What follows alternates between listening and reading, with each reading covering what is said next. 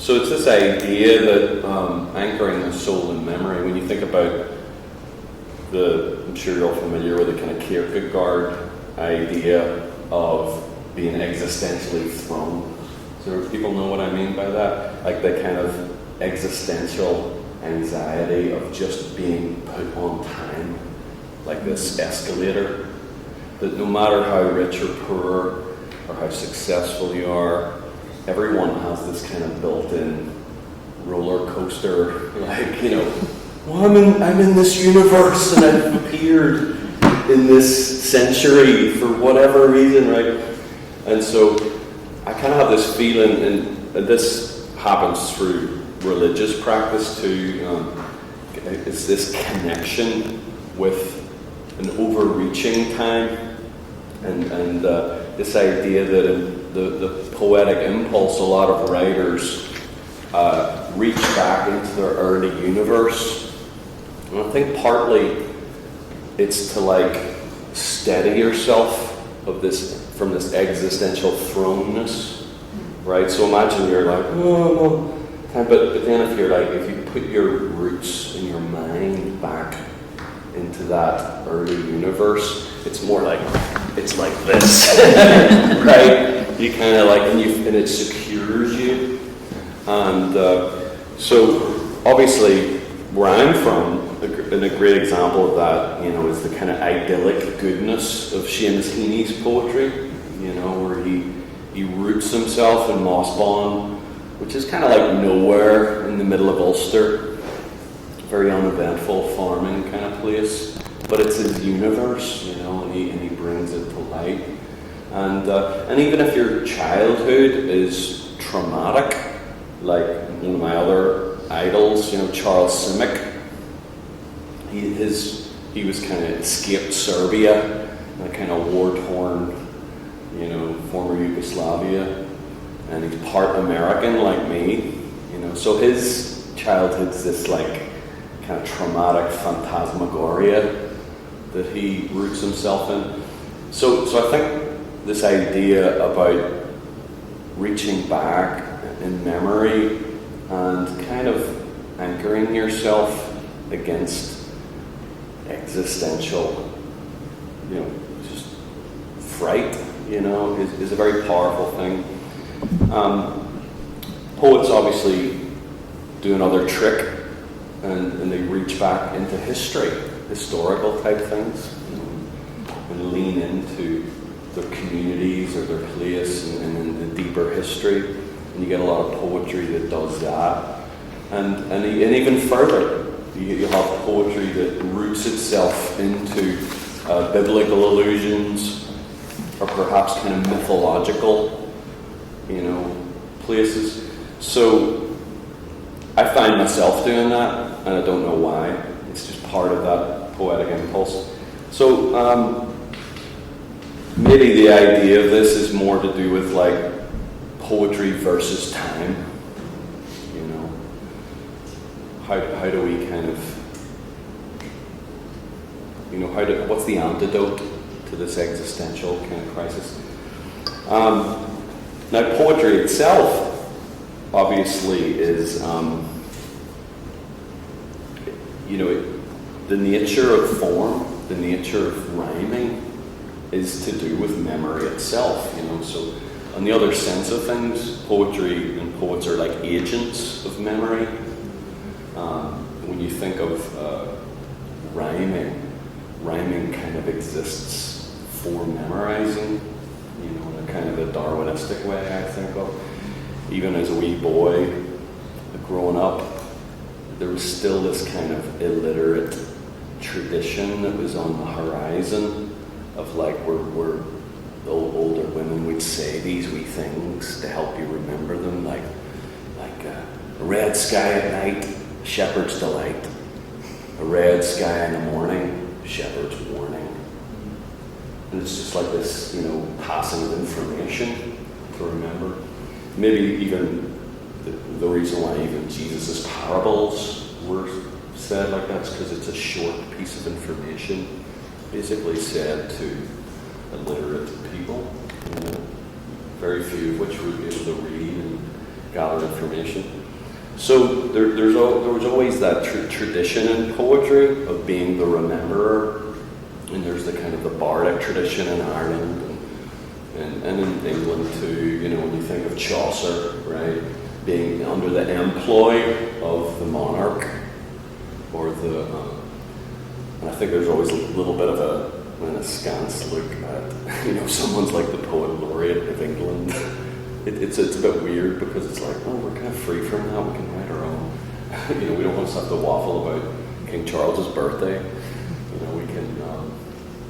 We can actually immortalize other things. We can immortalize the ephemeral, the fleeting moments.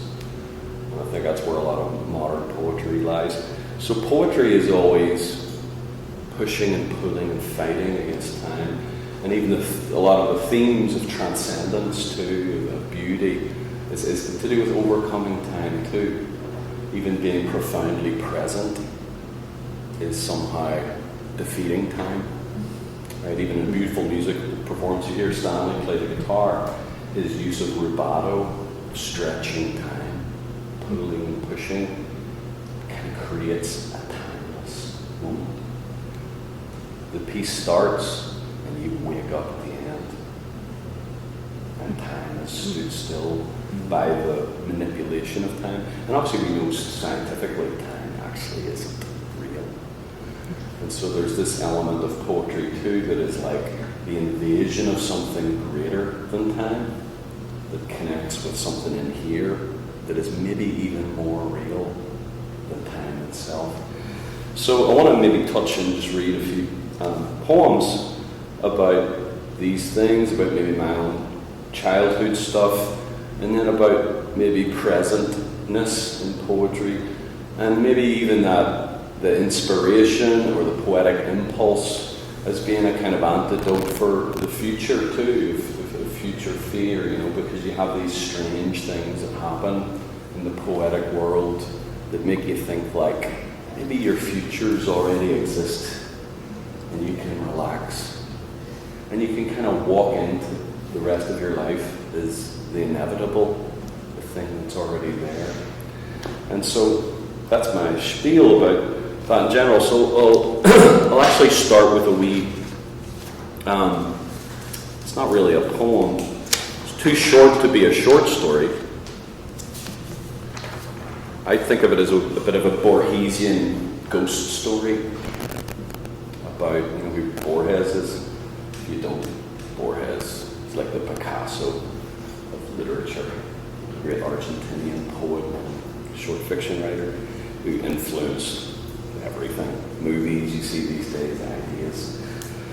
A lot of it's very Borgesian, in the same way Whitman is just massively influential, right?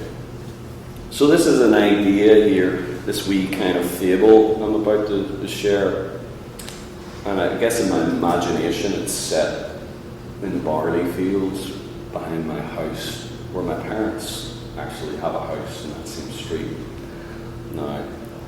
And it's this idea of, well, I'll just read it to you, of the power of memory, that it might actually transcend time itself. It's called One Time as a Boy. One time as a boy, he saw an apparition while playing the fields behind his house. It was the shape of an old man with a kind but worried expression. The boy's eyes locked on the vision until it dissolved in the breeze like smoke. Many years later, he would relate to journalists how this was a quickening moment, and perhaps the one that marked him for the otherness of poetry. Throughout his long career, he would reach for the numinous memory, not that it offered any meaning other than the somethingness which is necessary and preferable to the nothingness of an empty house and an empty bottle of wine. No matter how forcefully he remembered, he could never recall the features of the face, and as time passed, the memory of the vision thinned and diluted like a tincture. Recently, all grasps at the memory had slipped away like a dream felt but forgotten upon waking. until one night.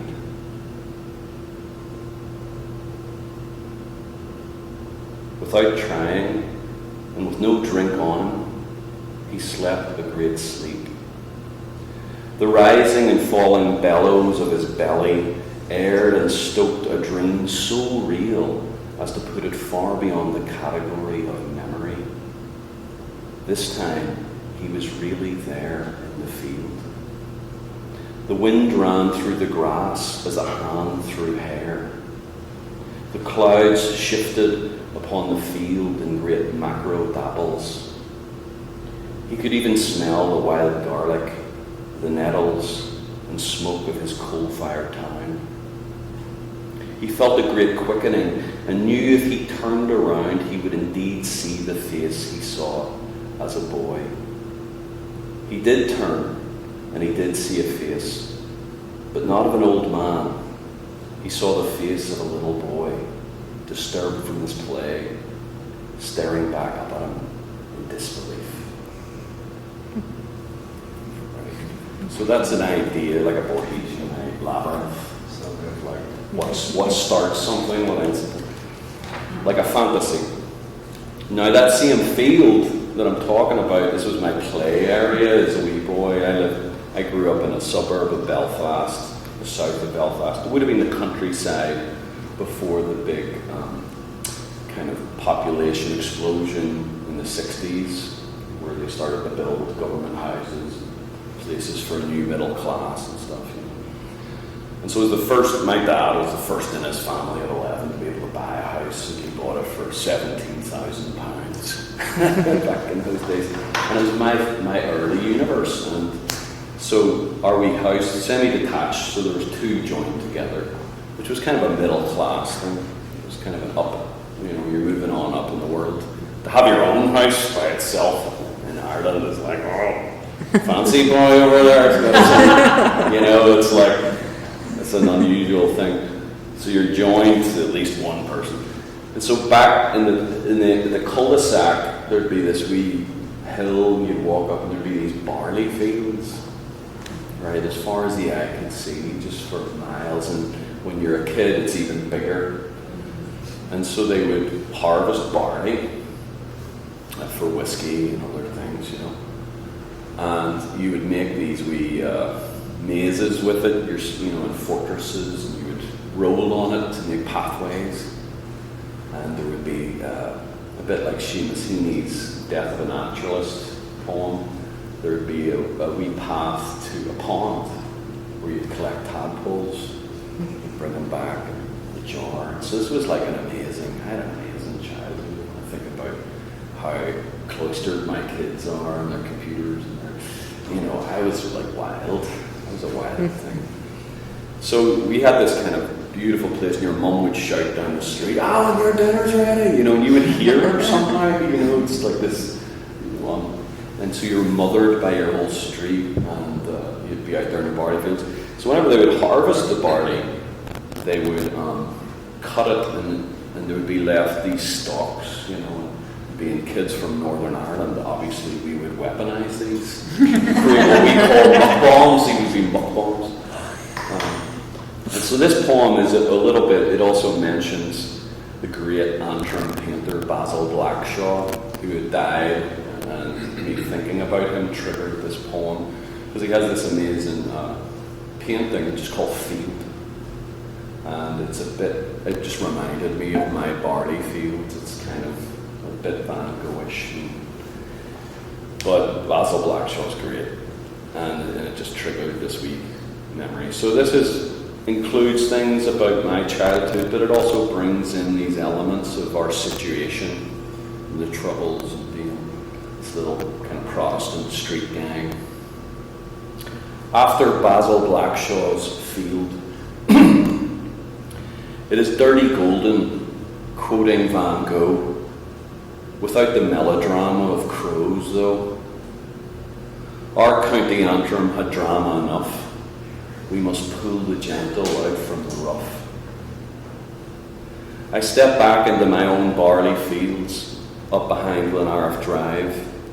When the yields were in, the stalks were left for us wee wild skitters to pool and hurl muck bombs.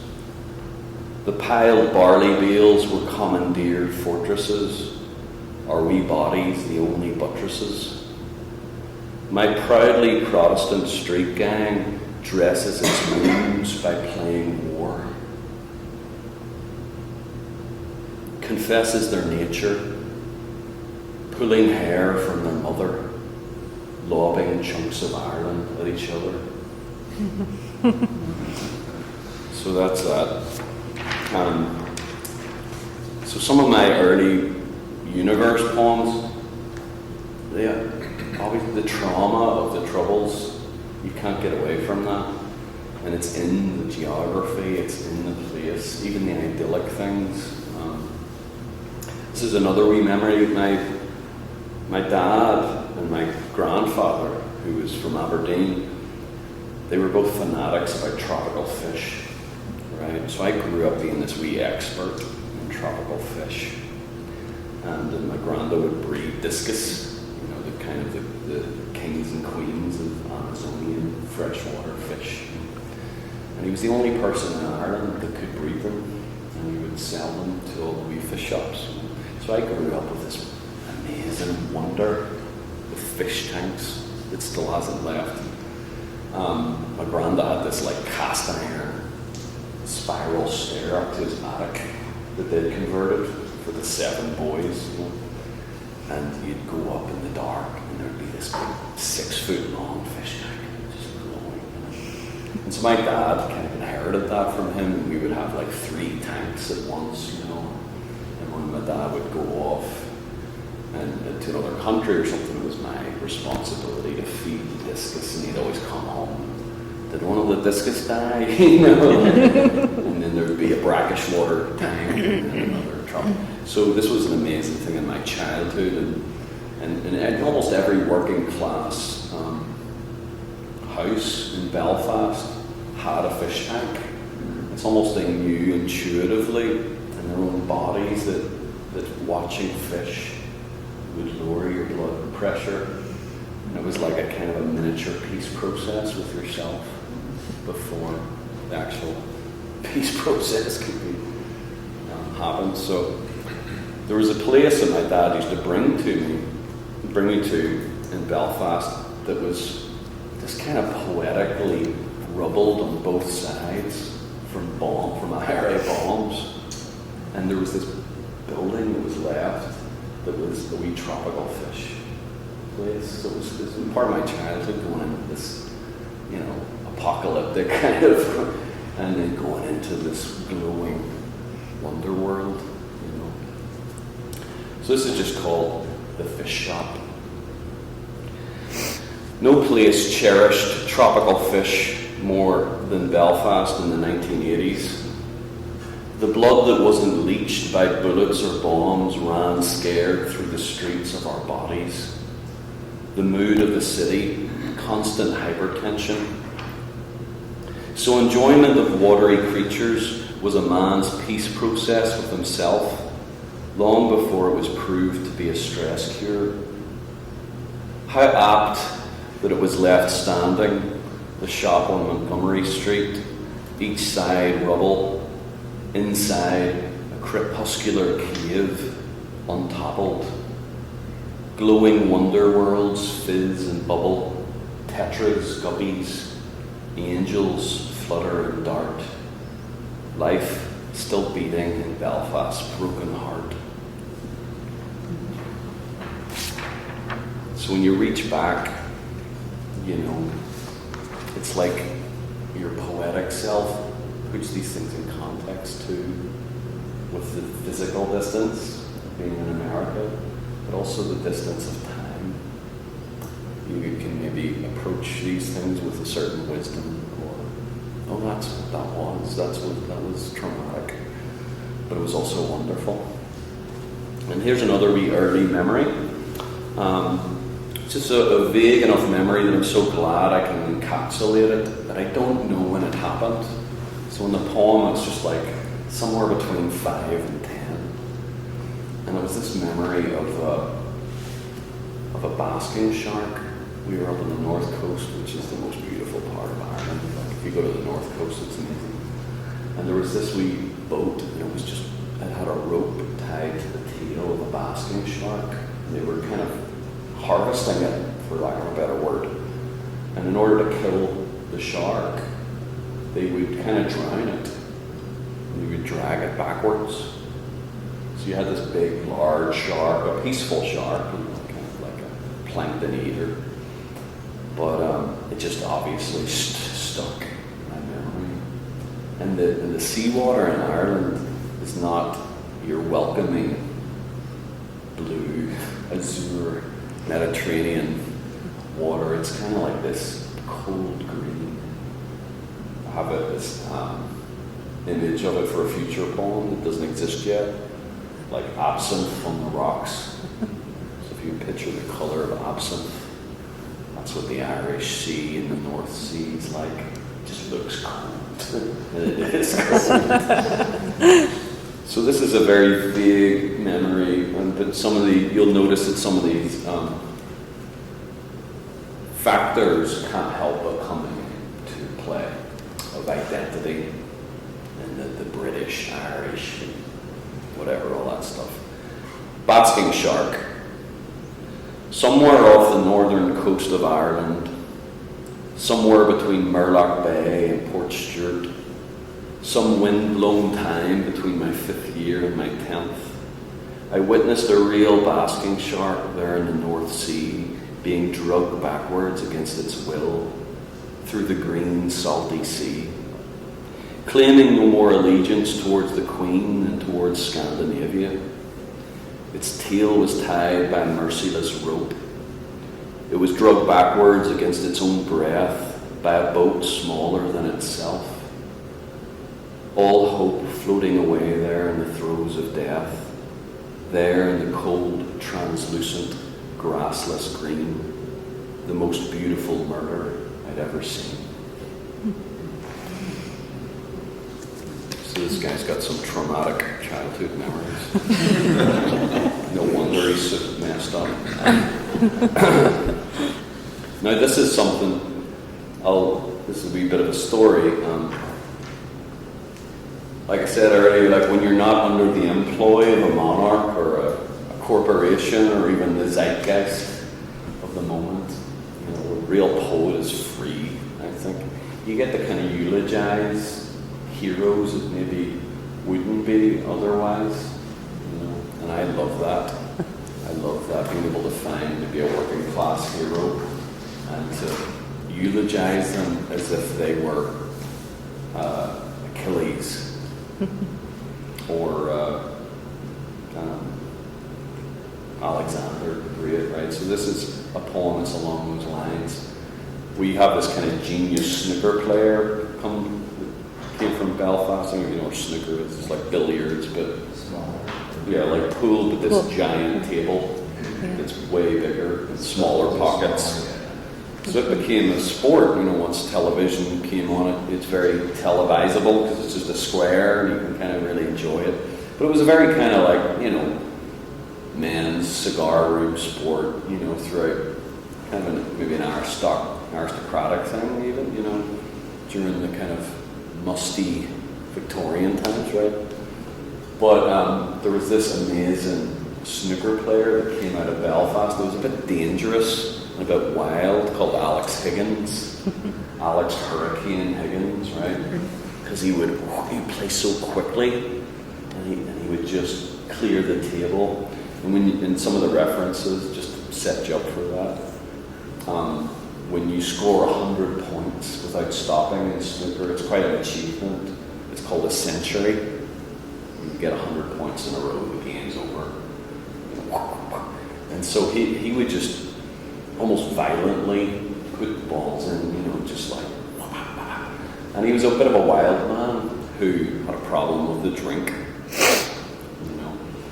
But what I was doing in this poem here, and I'm also in the same way as reaching back for that existential, tact to grab onto something. I'm reaching back at comparing him to Alexander the Great, and also the relationship that I'm imagining mythologically between Alexander the Great and Achilles. You know, like, he had to be so great, but he'll never be Achilles. Achilles was half God. Right, and then so in this poem, Alex Higgins is compared to another sports hero from Belfast.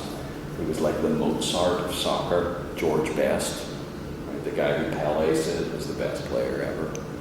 Kind of like Messi in the 60s and 70s. Just a genius, like a conjurer. The ball would just do whatever he told it to do. So in this poem, I'm comparing the idea of Alexander measuring up, Alexander the Great measuring up or not measuring up with Achilles, and Alex Higgins, the Hurricane Higgins, measuring up but not quite George Best, who was a soccer player, a football player. Alexander for Stanley Yates. Stanley's a big George Best and Alex Higgins fan. And in our culture in Northern Ireland too, there's a lot of very kind of, maybe like in the Baptist South, you know, like a lot of judgment about people who are alcoholics or very like, oh, he couldn't, you know, hold his shit together, you know, he's kind of looked down upon. So there's a wee bit of that in the culture when they look askance at George Best and Alex Higgins. Alexander for Stanley Yates. You could easily say it was the drink, just as the masses are absolved to think.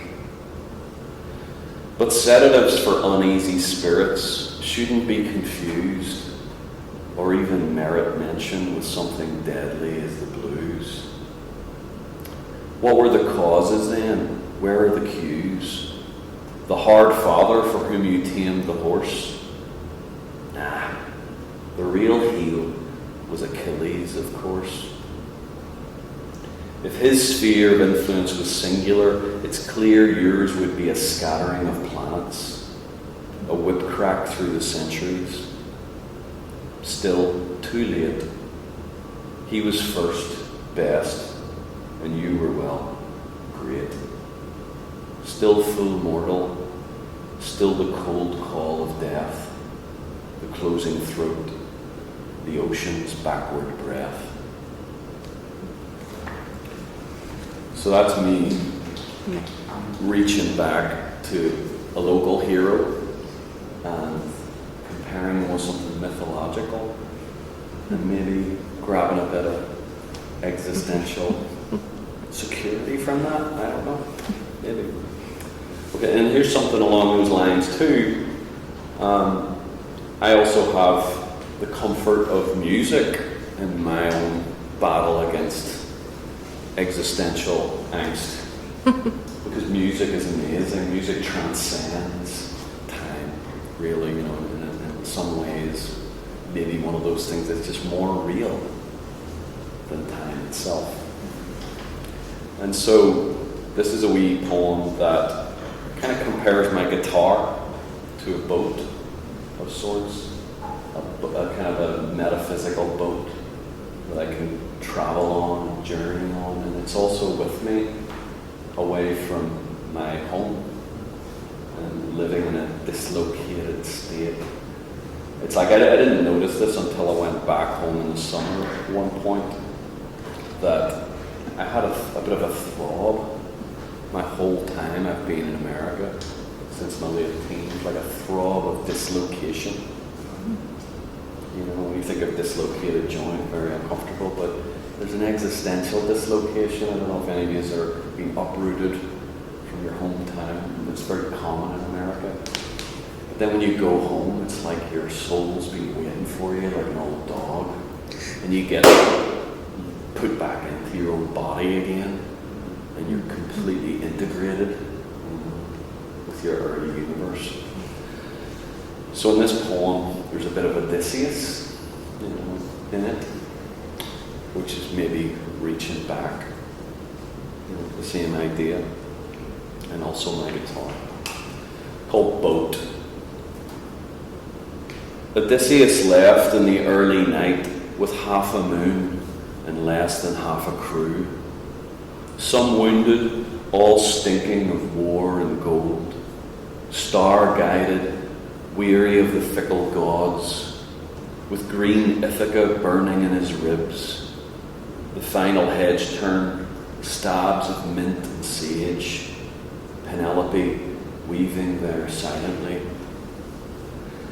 And I am here, far from my small green place, with only this old guitar for a boat, these obedient fingers for a crew, roaming, foaming towards some siren song, fingers thrown wild around the fretted deck, the heart strapped to the bow with cords of fire. Listen, there's no lyric without the lyre.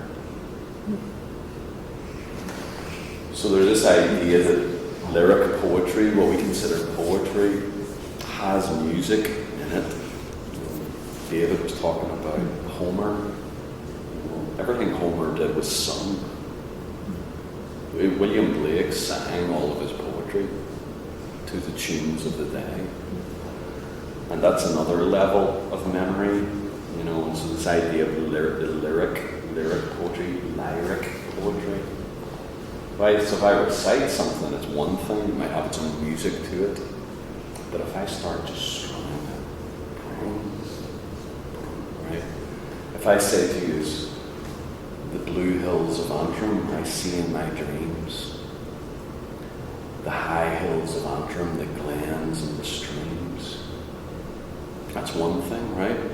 But if I say to you, oh, the blue hills of Antrim I see in my dreams, oh, the high hills of Antrim, the glens and the streams, in sunlight and shadow, in weal and in woe, the sweet vision haunts me wherever I go.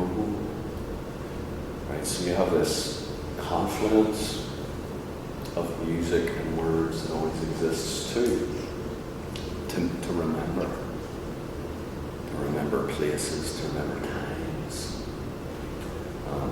There's a joke that you hear about the Irish boomerang. It never comes back, it only sings about coming back.